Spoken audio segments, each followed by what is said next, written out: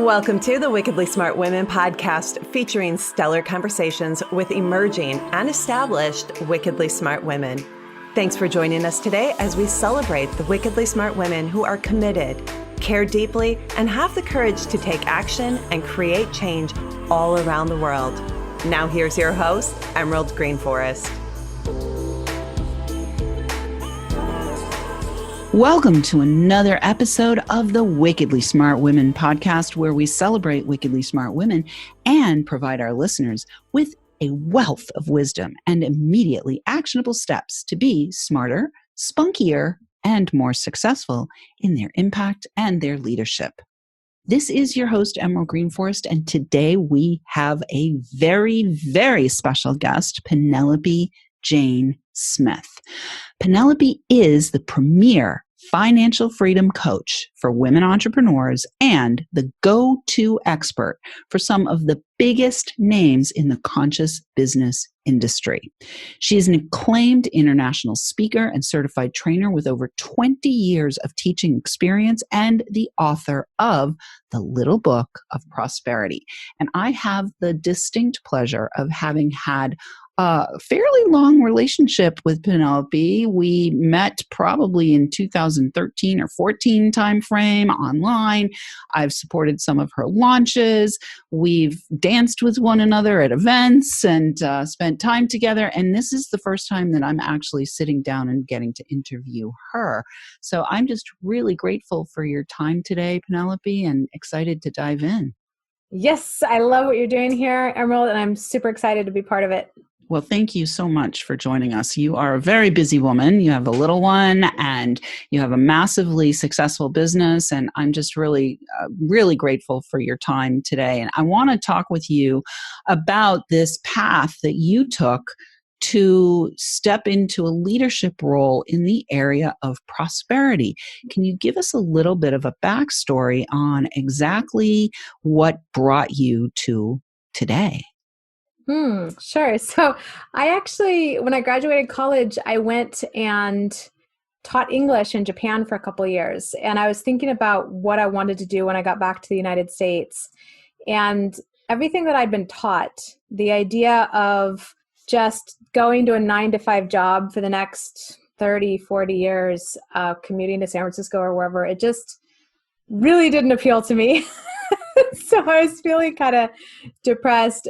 Not quite depressed, but just like not really knowing what I wanted to do. And I stumbled upon this big purple book. There were just a few English books at this little bookstore near the train station in Kisarazu in Japan. And it was Rich Dad, Poor Dad. And I said, Rich Dad, Poor Dad. It was this purple book. And I was like, what's this? And I bought it really without knowing what it was, just because it sounded so interesting. And I read it and it like reawoke my entrepreneurial spirit from when I was a kid. Because when I was little, I used to run little businesses. I used to make cupcakes and sell them to my mom's clients. I used to run little contests for other kids at my school. I had all these creative projects. And that spirit kind of got stamped down and squashed down out of me in my formal education in school and college. And I was like, oh, there's another way. There's another way. And so I would go to the English bookstore in Tokyo every chance I got and come back with like as many books as I could carry back on the train with me about business, sales, marketing, stock market, real estate investing, network marketing, accounting, like whatever. Because I was like, okay, there's this whole other world and I want to learn about it. And I decided that I wanted to go into real estate. So from there, I went on to get my real estate license. I started out working in a mortgage company, went on to run a mortgage company, also worked as a real estate agent and then a broker. So I kind of like went up through the ranks in that business, did a lot of my own real estate investing. And I built an empire starting with $10,000 of my own money. I acquired over $6 million in real estate all over the US, and I was on track to retire by the time I was 31. And then I lost everything in the crash and had to start all over again. And so I am really passionate about supporting other women entrepreneurs to avoid some of the painful mistakes that I made, and also to dust themselves off and like rise again like a phoenix from the ashes if they have hit financial challenges. Beautiful. I love your story. I love the idea of $10,000 of my own money to a $6 million empire. That is such a powerful, powerful story. And it's interesting because I come from a real estate background as well. I didn't have the hunger that you did to figure out all the nuts and bolts and nitty gritty details of the businessy side of things. But I actually came from a real estate background myself as well. There was something that you said in there about when you were a kid that I just really want to pick up on because it feels really potent. And you said when you were a kid, you had a lot of creative projects.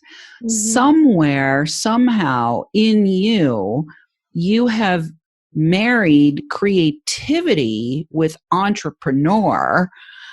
So what I'd love to hear is, kind of how you actually channel your creativity and what happened after the crash that allowed you to actually lift yourself back up again. I'm guessing it was that you tapped into your creative power in order to rebirth yourself. Would that be a fair thing to say? That was definitely part of it. I didn't think about it that way, but now that you say that, yeah, that completely makes sense.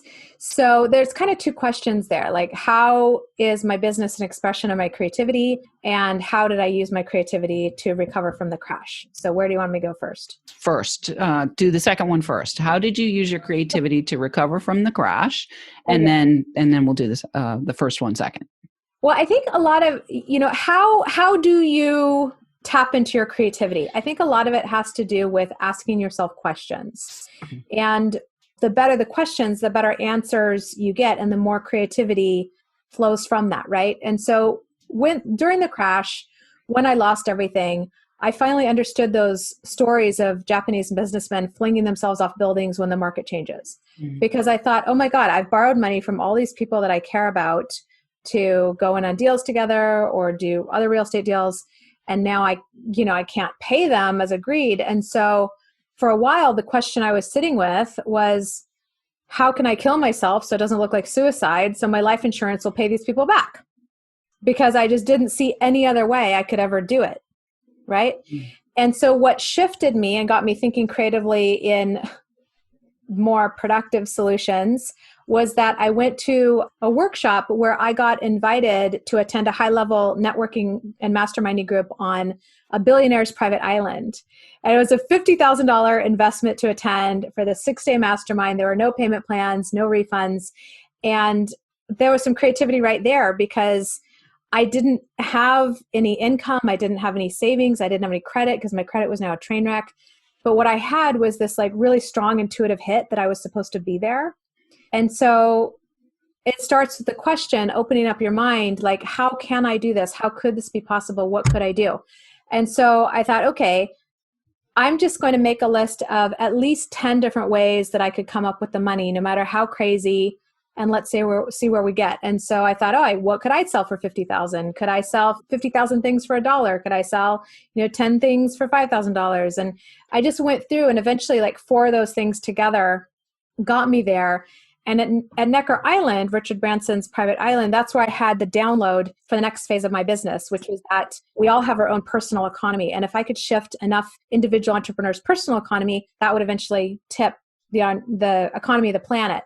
And so then I thought, okay, how can I support other people to create their own personal economy of abundance? So this is where the creativity comes back in. And now instead of asking myself, how can I kill myself in a way that doesn't look like suicide? I'm asking myself, what can I do to help people put an extra, $500 in their pocket this week to attract more clients, to make more money? And by focusing on how I can support other people rather than what was, not going well in my life, and being creative with those solutions, then what happened was, as a byproduct, my business actually grew to triple where it was that next year, triple where it was before the crash, which was pretty amazing. And that was by, again, shifting the focus, right? And so I do feel that in my heart, I have the soul of an artist, Emerald. I do, you know, where from the flamboyant clothes to the craftsy things. And in this particular lifetime, my art form of choice is not dance or illustration or sculpture. My art form of choice is business. Mm. And so when I'm doing my newsletter or when I'm designing my events or when I'm designing my programs, that is a creative expression. I love it. I love it. So there's a piece that I want to just surface because I'm really feeling that for women in particular, this might be like what we'll call like a little bit of a hangnail. You had all these partnerships and you had collaborated with people to build this empire. And then everything came crashing down. And for whatever reason, you made yourself bad about that to the point where you wanted to commit suicide, where you wanted to figure out a way to manipulate it so that it would look like it wasn't. And I'd love to have you talk a little bit, obviously your creativity pulled you out of that, but what I'd really like you to talk about here is there a way for us to help women in particular to not take on more than maybe their partners take on? Like everybody who partnered with you, they knew that they were taking a risk, right? But you like emotionally took on all of that to yourself. Yeah. So is there something that you help people with to help them kind of unhook themselves from that, I don't know, the guilt trip thing so that they can be more prosperous? Well, this is one of my life lessons is taking on too much responsibility for other people, right? Because the truth is there's always some risk in investing, and whether it's real estate or the stock market, or even if you just put cash under your mattress, you're losing money to inflation, you know, or your house could burn down. Like you're always invested somewhere. There's only 5 asset classes. There's real estate, stocks or business, bonds, currencies, commodities, right? So you're always invested somewhere. You're never not in one or more of those 5 things. And every single one has different risks and rewards that can even change with short-term and long-term economic cycles. And so there's always risk, right? So what is it that had me feel like I was taking on that, given that yes, they're aware that there's risk in any investment, no matter where your money is? Really, just to be completely raw with you, Emerald, I did not see any possibility that I wasn't going to be able to pay these people back as agreed, because I had redundant plans. I had multiple properties. I had income from this other business. I figured if one thing didn't work, I could take money from something else and that would cover it. So it never occurred to me that it could get that bad. And I thought, yeah, I might lose money. You know, I might even go bankrupt at some point if things really don't work well. But there is no way that I will not pay people back. Like my integrity is so strong. There's like no freaking way that is ever going to happen. And so I think part of it was really just being naive. Like I didn't cause the subprime mortgage crisis, and that is way bigger than me, right? So even though, you know, I had all my plans and backup plans, there's things that are outside of my control, right? So I think that to circle back to what you said, how can people kind of let go? I think it comes back to looking at what is your sphere of influence? What do you have control over? And given that, you know, I forget the guy's name, but he won a Nobel Prize for his findings in organizational decision making. And what he discovered is that you never have all the information you need to make a decision at the time you need to make the decision. So frustrating, but you never have all the information you need. And so kind of like my recipe for life is you make the best decision you can with the information that you have available. You line yourself up with that choice. You're like, here's all the reasons I'm making this decision right now. And then you deal with what emerges, because new information might come out later and you're like, well, if I had known this, I may have made a different choice. But I didn't know that, you know? And so I really I made the best decisions I could at the time. And so I think that that can kind of let you off the hook emotionally, is as long as you're making the best decisions you can with the information you have and lining yourself up with them, then you can cut yourself some slack. Beautiful. We're going to take a quick break right now, with everybody just cutting themselves some slack right now, because you just do the best that you can with what you've got. I've actually been running that mantra over and over in my head since you and I had a conversation earlier this year.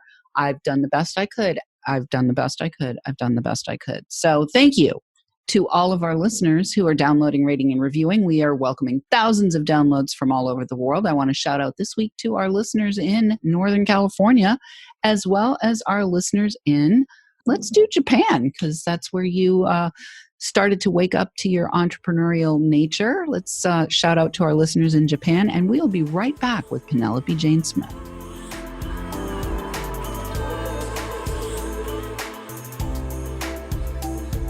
The Wickedly Smart Women podcast is brought to you by the Creative Age Consulting Group. Women, are you ready for a big revenue breakthrough so you can stop working like a man and being paid like a woman? Are you ready to take the leap and go deep to claim your value and convert your wisdom to wealth? Is now the time to fulfill your mission and change the world? Creative Age Consulting Group is hired by women just like you who want to break through to their brilliance and be heard by millions while building a sustainable business model that makes bank. Please visit apply.wealthylifemethod.com to apply for an invitation-only consultation. If you have been inspired to receive support in welcoming wealth by making your most heartfelt contribution to the world, be sure to apply for a consultation today. Once again, that is apply.wealthylifemethod.com, or click in the link in the show notes to access the application.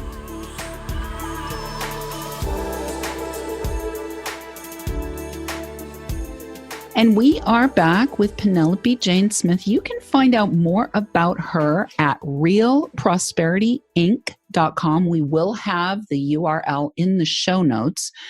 And Penelope, I want to ask you now, because we left it off at the break of let's just give ourselves a break, right? Let's just remember that we're doing the best that we can. I want to talk now about how you actually help people to achieve real prosperity and to kind of blend their creative and their intuitive and their entrepreneurial natures together in a way that they're creating their own personal economy. Can you share a little bit more about what you've created to help people in this way? Yeah, of course. That's like my favorite thing to talk about in the whole world, right? So my passion is freedom. That's one of my highest values. And I've created this business to support women entrepreneurs specifically in creating financial freedom. And there's many levels of that. There's a spectrum everywhere from being able to pay your bills, to not having debt, to having cash reserves, to owning your home free and clear if that's what you want to do, to ultimately having your investments pay for your lifestyle. So there's like all these milestones along that journey give you more and more and more freedom. And specifically women, because the majority of financial products and services out there are designed for men by men. That's just like the natural default bias, whether they realize it or not. And they don't take into account women's differences in career path and goals and longer lifespans. And so what happens most of the time is that women end up with less money at retirement, but it has to last them longer. Again, so frustrating. And then also entrepreneurs, your income kind of goes up and down. And so how do you create a plan that allows for that? So that's why women entrepreneurs specifically. And so with that, whether you're a woman, a man, entrepreneur or not, there are 3 keys to creating your own personal economy of abundance. So the first one is financial education. If you're listening to this, you probably have some level of formal education, like high school, college, even just like kindergarten, some level of formal education. So what did they teach you about money there? If you're like most of the people I've talked to, like probably not much, right? So when I say financial education, I mean, this is the outer game of money, the specific how to, and how to make, save, manage, invest, and protect your money. Those are the 5 areas. Make, manage, invest, Wait, make, save, Save. manage, invest, protect. Yeah. Make, save, manage, invest, protect. And so how do you do that? Like most people are taught one way to make money, sell your time. But as you know, Emerald, that is not necessarily the best way to make money, right? It's okay, but it's not the only way. And then what systems in place can you actually put to save, manage, invest, and protect? It's something you can continue to educate yourself on throughout your life and get better and better at it. The second key is prosperity consciousness. So financial education was the outer game, right? Prosperity consciousness is the inner game, the emotional, psychological, spiritual side of money. How do you expand your energy field to be able to attract, keep, and grow money and really have it working for you? That's an important piece, because if you only have one and not the other, you're not going to get results. You need the outer game and the inner game together. And then the third key that actually helps integrate these is money systems. Money systems, specific repeatable processes for how to support these things, because humans are just not naturally very good with money. You know, if you think about the entire evolution of human history, it's only been in the last like little tiny bit that making money, saving for retirement has been a thing, right? It's very, very new. Before that, it was like, okay, we're going to kill the buffalo, we're going to eat the buffalo, like just so we haven't really built a deep understanding of this. So for example, one thing that humans naturally do is they practice bank balance accounting.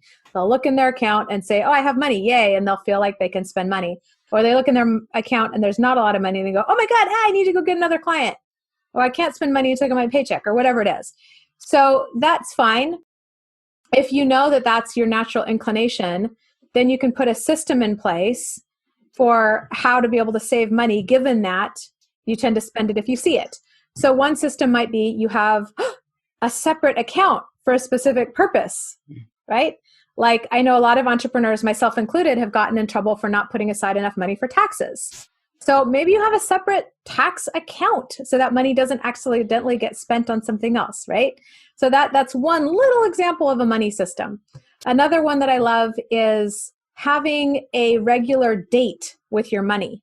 Because there's all these things that we feel like we could do or should do, like transfer money to the tax account, or review your investments, or review your bookkeeper's stuff, file your receipts, look at your accounts, like whatever it is. There's a lot of stuff that you could probably do to be a great steward of your money. So having like a sacred time and space to do that, and I call it a money date, because just like you have date night with your spouse or your partner, it's like a date with your money to check in and say like, how you doing? What have you been up to? Where have you been? And when you connect with your money, when you give your money attention like that, you become a lot more attractive to money. So it comes to you, it stays with you, it grows for you, for sure. So that's another example of a money system. Beautiful. I love it. Well, I want to talk now about, one of the things that you've done, obviously, is you've created more than one business. Your business is primarily focused on money.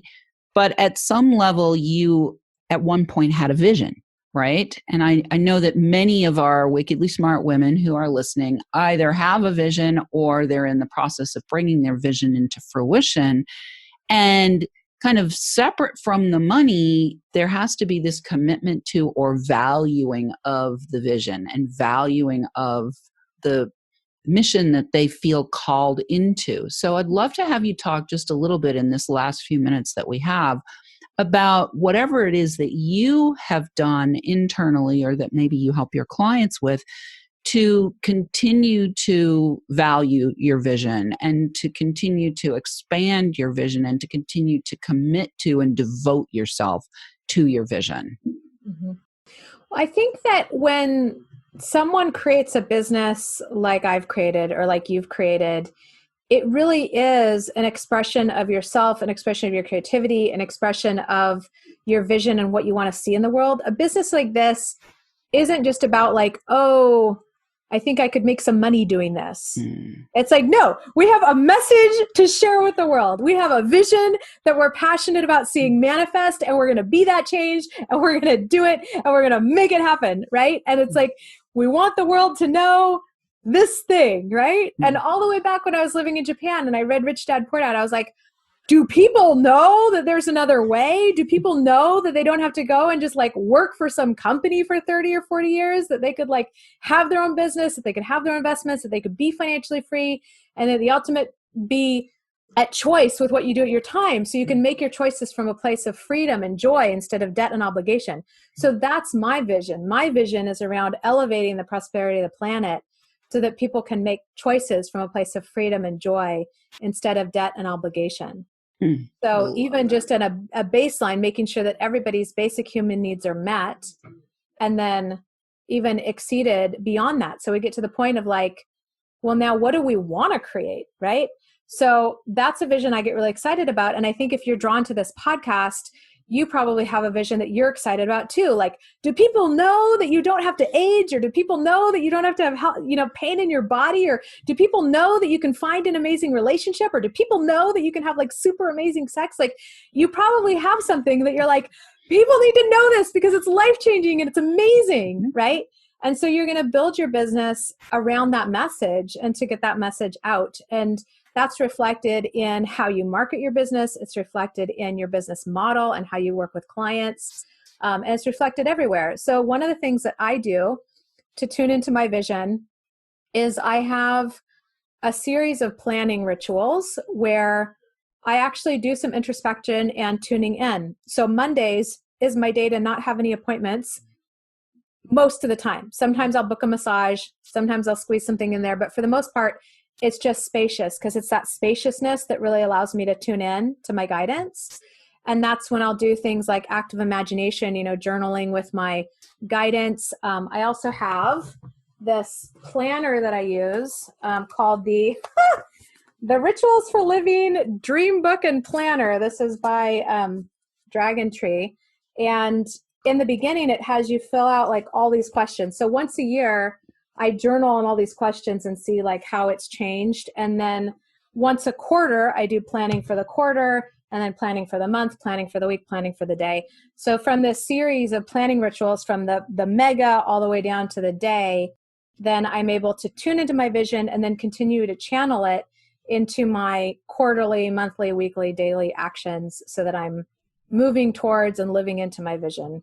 Love it. And That might be maintaining more than you bargained for. Yeah, well, and maintaining the momentum that allows you to both bring your mission to life and make money as well. We are at the end. It's amazing how quickly this goes. I'm so grateful for your presence here today, Penelope. It was such a pleasure. I really loved what you brought to the table.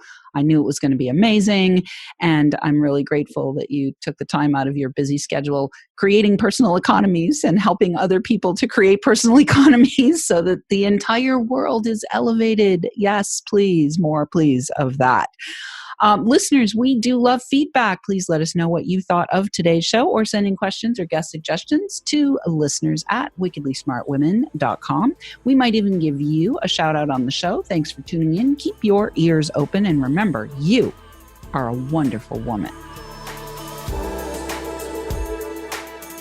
Thanks for tuning in, downloading, and listening. Be sure to review and rate Wickedly Smart Women on Apple Podcasts and share with other women who can benefit from today's episode. Wickedly Smart Women is the premier podcast series for informing, activating, and inspiring the leader who carries profound wisdom and knows that now is the time to welcome wealth. We welcome your feedback and guest suggestions and invite you to subscribe to our mailing list to be notified of each episode at wickedlysmartwomen.com.